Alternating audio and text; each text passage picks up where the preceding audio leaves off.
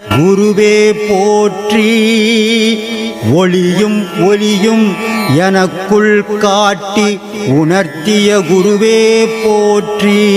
ரொம்ப சந்தோஷம். இவர் இந்த அம்மா இவர் விஓவாக இருக்கிறார், திருவள்ளூர் விஓவாக இருக்கார். இந்த அம்மா மனைவியாக இருக்கிறாங்க. இவங்க 2 பேர் தான் எனக்கு அடுத்தபடியாக ஆசிரமத்தை மெயின்டைன் பண்ண போகிற குருமார்கள். லேடிஸுக்கெல்லாம் அந்தமா உபதேசம் கொடுக்குறாங்க, ஜென்ஸுக்கெல்லாம் இவர் உபதேசம் கொடுக்குறாரு. இத்தனை மதங்கள் கடவுள் செய்ய முடியாத போது மாய உலக வாழ்க்கையில் வாழறவங்க கிட்ட நீங்கள் மட்டும் என்ன மாற்றத்தை கொண்டு வர முடியும்? ஒன்றும் கண்ணமே முடியாது. சொல்ல வேண்டியது தான் மனுஷன். உங்களுடைய தாய் தப்பம் நீங்கள் பிறக்கிறதுக்கு முன்னாடி உங்களுக்கு ஒரு தாய் தப்பு இருப்பார். அந்த தாய் தப்பு நீங்கள் பிறந்த பிறகு உங்களுக்கு 1000 அறிவுரை சொல்லியிருப்பார். எந்த அறிவுரையும் நீங்கள் கேட்டிருக்க மாட்டீங்க. எந்த அறிவுரையும் கேட்கும்போது நான் கேட்காத போது நான் சொல்கிற மட்டும்தான் கேட்க போகிறீங்க. ஆனால் யாரோ ஒருத்தன் கேட்பான், அவனுக்காக நான் சொல்லிங்கிறேன், உனக்காக சொல்லலை. ஆன்மாவுக்கு பரமாத்மா ஜீவாத்மாவுடன் தொடர்புண்டா? உண்டு. ஏன்னா பரமாத்மாவுக்கும் ஆத்மாவுக்கும் தொடர்பு இருக்கிறதால தான் நமக்கு இயக்கமே நடக்குது. அந்த தொடர்பு அறந்து போச்சுன்னா தான் நம்ம பிணமாக மாறி போகிறோம். அதனுடைய இயக்கம் இல்லைன்னா இங்கே ஒரு செயலுமே இருக்காது. அப்போ பரமாத்மாவுக்கும் ஆத்மாவுக்கும் தொடர்பு இருக்குது. ஆத்மாவுக்கும் மனசுக்கும் தொடர்பு இருக்குது. மனசுக்கும் ஆத்மாவுக்கும் தொடர்பு இருக்கிறதால தான் உலக செயல்கள் மனம் செய்யுது, ஆத்மா செய்யலை. அதனால் மனத்துக்கும் ஆத்மாவுக்கும் உறவு உண்டு, ஆத்மாவுக்கும் பரமாத்மாவுக்கும் உறவு உண்டு. இந்த 3 உறவுகள் இருக்கிற வரைக்கும் தான் மனுஷன். இந்த மனம் போச்சுன்னு சொன்னால் அவனுக்கு பேரே மாறி போயிடும், பெணமண்ணி ஆகிடும். அதனால் எல்லாத்துக்கும் ஒரு தொடர்பு உண்டு. இப்போ பிராண காற்று மூக்குக்கும் வயிற்றுக்கும் தான் ஓடினுக்குது. ஆனால் இது மூக்குக்கும் வயிற்றுக்குமா ஓடினுக்குது? 72,000 நாடி நரம்புலையும் ஓடினுக்குது. ஓடலைன்னா அங்கெல்லாம் ரத்தம் போகாது. அப்போது எல்லாத்துக்குமே தொடர்பு இருக்குது. ஆனால் அந்த தொடர்புகளை நம்ம அறியாமல் இருக்கிறோம். அறிகிறவன் தான் யோகி ஞானி, அறியாதவன் அஞ்ஞானி. மாயை இவற்றை கொண்டு பெரும்பவைகள் மாவை பொருள்கள் இல்லாமல் பயனில்லாமல் இந்த மாய வாழ்க்கையை வாழத்தான் வேண்டுமா? மாயைன்றது எங்கே இருக்குது? வெளி உலகத்தில் மாயைன்றதே இல்லை. மாயைன்றது உன் மனசுக்குள்ளே தான் இருக்குது. அந்த மனசுக்குள்ளே இருக்கிற மாயை வெளியே போட்டின்னா நீ தெளிவானவன் ஆகிடலாம், சுத்தமான வாழ்க்கை வாழலாம். ஆனால் மாயை இருக்குது நீ எப்போ பேசுறியோ உனக்குள்ளவே மாயை அடங்கி இருக்குது. அந்த மாயை நீக்கு அதுக்கு தான் சொன்னார், காசிக்கு போனாலும் அகப்பேய் கர்மம் தீராதே அகப்பேய்னா. நீ காசிக்கு போய் 100 வாட்டி முழுவனா கூட உன்னுடைய கர்மம் போவாதுடா. ஏன்னா மனசில் மாயைன்ற பிசாசை வச்சுக்கிறடான்னா. அந்த பிசாசை சுதுக்கி வெளியே போட்டுட்டு போனதாண்டா உனக்கு மோட்சம் கிடைக்கணும். அப்போது மாயைன்றது வெளி உலகத்திலே இல்லை. வெளி உலகத்தில் இருந்தால் உனக்கு இருக்கிற மாயை இன்னொருத்தனு கோட்டீஸ்வரனுக்கு இருக்கும், உனக்கு இருக்கிற மாயை இன்னொருத்தனுக்கு இருக்கும். ஆனால் உனக்கு மட்டும் மாயை எப்படி வந்து உன் மனசுக்குள்ளவே இருக்குது, அது செயல் புரியுது. நீ மாயையே நம்பிக்கிற, தெய்வத்தை நம்பு, மாயை வெளியே போயிடும். இவ்வுலக வாழ்க்கையை சும்மா இருந்த வேடிக்கை பார்த்து செல்வது தான் சித்தர்கள் கூறும் சுகமா? அப்படி சும்மா இருந்து வேடிக்கை பார்த்துட்டு அவங்க போயிருந்தாங்கன்னா இன்றைக்கி கடவுள்னு ஒன்று சொல்கிறதுக்கு நீ இருந்திருக்க மாட்டேன். முதல்ல அவங்க சும்மா இல்லாமல் எல்லாத்தையும் தேடி அறிஞ்சு உணர்ந்து தெளிஞ்சு நமக்கு கொடுத்துருக்குறாங்க. இதை தான் நம்ம செய்துன்னு இருக்கிறோம். அவங்க இல்லைன்னா நமக்கு இது எதுவுமே தெரிஞ்சிருக்காது. அதனால் சித்தர்கள் மனிதர்கிட்ட உறவாடலை. ஆனால் தனித்து இருந்து இறைவனுக்கும் மக்களுக்கும் என்ன தொடர்புன்னு ஆராய்ஞ்சு அந்த உண்மைகளை தான் நமக்கு சொல்லி கோயில் குளங்கள்லாம் கட்டி வச்சுக்குது. இந்த கோவிலுக்கு போகிறதால சாமி என்ன கொடுப்பாருன்னா ஒன்றும் கொடுக்க மாட்டார். ஏழை போனாலும் ஏழையாக தான் வரணும், பணக்காரன் போனாலும் பணக்காரனாக தான் வரணும். ஆனால் அங்கே போய் வருவதால் அவனுக்கு ஒரு மன நிம்மதி, ஒரு மன நிறைவு. அப்போ மன நிம்மதியோடவும் ஒரு மன நிறைவோடு வாழணும்னா கோவில் வேணும். அங்கே சாமி கொடுக்குதா வாங்குதான்ற பிரச்சனையே இல்லை. அதுக்காக சித்தர்கள் கட்டி வச்சான். இல்லைன்னா இவன் காட்டு மிராண்டி போய் மாதிரி ஆகியிருப்பான், ஆதி மனித மாதிரி இருந்திருப்பான். இதெல்லாம் வச்சு தொட்டு தான் மனிதனாகவே வாழ்ந்துன்னுக்கிறான் இன்னி உலகத்தில். விண் தத்துவத்துக்கு போயிடுவோம். அப்போ என்ன ஆயிடுச்சுன்னா, மண் எப்படி இருக்கீங்க? சாதாரண மண் குயவன் எடுத்து அதை நல்லா பிசைஞ்சு பதப்படுத்தி அதில் பானை செய்கிறாரு. பானை செய்து ஒரு 10 பானை இந்த பக்கம் வைக்கிறாரு. இன்னொரு 10 பானையை செய்து சூளையில் ஏற்றிடுறாரு. சூளையில் ஏற்றின பானை எல்லாத்தையும் தாங்கும், எவ்வளோ மழை பெஞ்சாலும் தாங்கும். சும்மா 4 தூரம் போட்டுது. இந்த பானையெல்லாம் என்ன ஆச்சுன்னா மண்ணோட மண்ணாயிடுச்சு. மழையில் நனைஞ்சதால மண்ணோட மண்ணாயிடுச்சு. இப்போது நமக்கும் மற்றவங்களுக்கும் உள்ள வித்தியாசம் இங்கே தான் வேறுபடும். என்னன்னா, நம்மெல்லாம் சூளையில் வச்சு சுட்ட பானைகள் மண்ணோட மண் ஆகாமல் ஒரு ஓடாவது உடஞ்சாலும் ஓடாக இருக்கும்.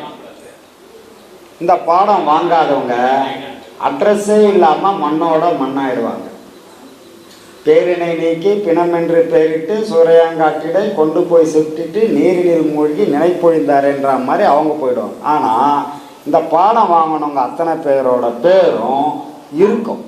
எப்படி இருக்கும் அப்படின்னா, இப்படி வாழ்ந்தார், இன்னார் இப்படி வாழ்ந்தார், இந்த பாதையில் பயணம் பண்ணார், இந்த மாதிரி வாழ்ந்தாருன்னு அந்த பேர் குறைஞ்சபட்சம் அந்த ஊர்லேயாவது நிலைச்சது. இந்த பாடம் வாங்கினதுக்கும் வாங்காதவங்களுக்கும் உள்ள வித்தியாசம். அப்போது இதெல்லாம் சுட்ட பானைகள். நாமெல்லாம் எவ்வளோ மழையில் நனைஞ்சாலும் கூட ஒன்றாக மாட்டோம், பானையாகவே இருக்கும். அவங்கெல்லாம் மண்ணில் செய்த பானைகள் மீண்டும் மண்ணாக போயிடும். இது மாதிரி மீண்டும் மண்ணாகாமல் தப்பிக்கிறோம். இதுக்கு என்ன விஷயம்னா, மீண்டும் பிறப்பு இல்லாமல் போகிறோன்றதுக்கு அர்த்தம். இப்போ மீண்டும் பிறப்பு இல்லாமல் போகிறதுக்கான மிகப்பெரிய பிரயத்தனத்தை நம்ம பண்ணிக்கிட்டே இருக்கணுமா இல்லையா? இது சும்மா கிடைக்குமா? ரொம்ப பெரிய அளவில் இந்த பாடத்தை நம்ம தொடர்ச்சியாக பண்ணிக்கிட்டே இருக்கணும். அப்போ தான் இது சாத்தியப்படும். சுட்டாச்சு.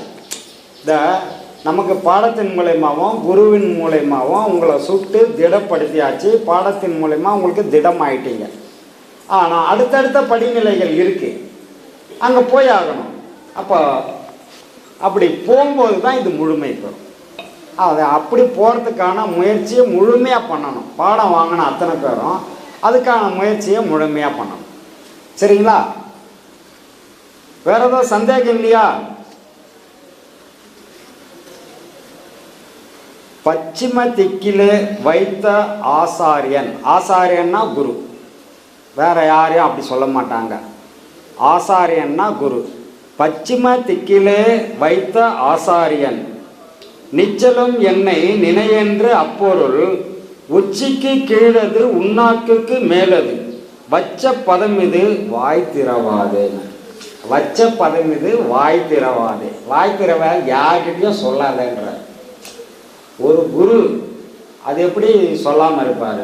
இப்போ அவர் என்ன சொல்லிட்டாரு, இதை வாய் திறவாதேன்னாரு. ஆனால் அவர் சொல்லிட்டார் தானே. மற்றவங்கள யாரும் சொல்லாதீங்கன்ட்டார், ஆனால் அவர் சொல்லிட்டார். இதே தான் அன்னைக்கு ராமானுஜர் பண்ணார்.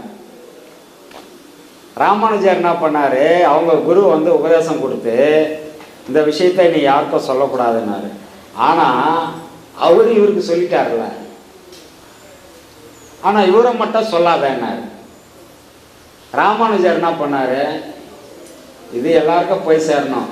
என் மண்டை வெடித்து சுக்குநூறு ஆனாலும் பரவாயில்ல, எல்லாருக்கும் போய் சேரணும். ஏன்னா பிறவா மருந்து அவர் கொடுத்தது, மீண்டும் பிறப்பு கிடையாது, பிறவா மருந்து உனக்கு தரேன் அப்படின்னு ஒரு மந்திரத்தை உபதேசித்தார்.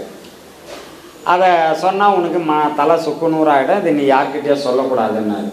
யார்கிட்டயே சொல்லக்கூடாதுன்னு சொன்னவர் சொல்லியிருக்கிறாரே, அவரு மண்டை ஒன்றும் ஆகலல்ல, அப்போ அவருக்கும் கொடுத்த குருவும் அதுதானே சொல்லியிருப்பாரு. இந்த புரிதல் ஞானத்தில் தான் வரும், வேற எதுலையும் வராது. புரியுதா உங்களுக்கு? இதை எப்படி அவர் எடுத்திருக்கிறார் பாருங்க. சொல்லாதேன்னாரு, சொல்லாதேன்னு சொன்னவர் எனக்கான்னு சொன்னார். அப்போ ஒன்றும் ஆகாது நான் சொல்லுவேன் அப்படின்னு. எது ஆனாலும் கூட பரவாயில்லன்னு போய் சொன்னார், அது வேற விஷயம். விருப்பம் இருந்து ஏதாவது செய்யணும்னா நம்ம ஆக்சிஸ் பேங்க் அக்கௌண்ட் இருக்கு, இங்க கியூஆர் கோடு இருக்கு, அதுல உங்களால முடிஞ்சதை நீங்க செய்யலாம். அன்பே சிவம் மனமே குரு என்றுணர்த்திய குருவே போற்றி. சத்தும் சித்தும் எதுவென்று உணர்த்திய குருவே போற்றி. எனக்குள் இறைவனை உணர வைத்த குருவே போற்றி. நித்திய ஆனந்தமான நித்யானந்த குருவே போற்றி. குரு பிரம்மஸ்ரீ நித்யானந்தரே போற்றி போற்றி. ஆகாமியத்தை உணர வைத்த குருவே போற்றி.